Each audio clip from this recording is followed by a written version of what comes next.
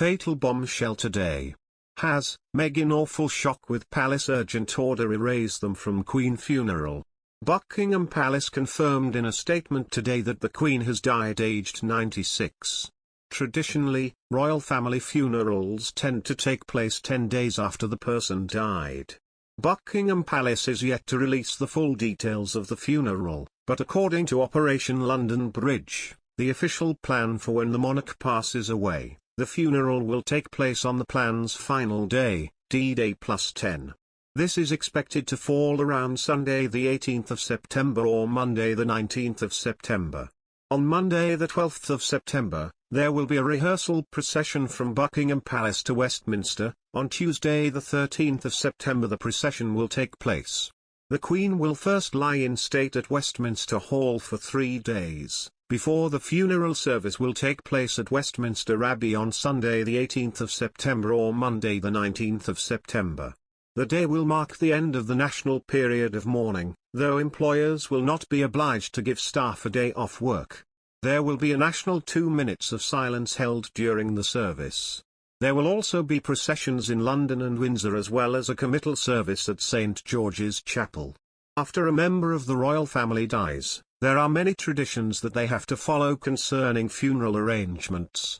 According to these centuries-old rules, the state funeral of a monarch will begin with a gun carriage procession between where the monarch is lying in state and the funeral service. It will be accompanied by a procession of military bands and detachments along with mourners and other officials. Another tradition is the breaking of the stick, which was seen at King George VI's funeral and those of British monarchs before him. When the Queen's body is placed into the royal vault, the Lord Chamberlain, a senior officer of the royal household, will break his white stave of office, marking the end of their service to the late monarch. Queen Elizabeth II was Britain's longest-reigning monarch who brought a calming continuity in times of upheaval or hardship. Over Her Majesty's 70-year reign, she was served by 15 prime ministers. The first, Winston Churchill, was born 147 years ago. Her death was met with an outpouring of grief and condolences from around the world. In other news, Meghan Markle is accused maintaining her headlines by playing the victim card. The Duchess of Sussex told Mindy Kaling on the latest episode of her podcast Archetypes that she did not appreciate being labelled lucky just because Prince Harry chose to marry her.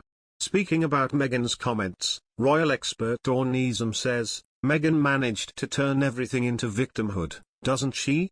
I think this is less about misogyny and less about gender, and more about marrying an eligible person, whether they are male or female. And I think when people keep saying to Meghan, oh, you are very lucky to be with him or be married to him, they are not talking about because she is a spinster or she is a woman. I think it is down to the fact that Harry was one of the most eligible people on the planet. I mean, he was a prince, he was very wealthy. I think this is less about the gender issue and more about the fact that she married a prince, basically. She is very lucky. Very few of us get to marry a prince, most of us marry frogs."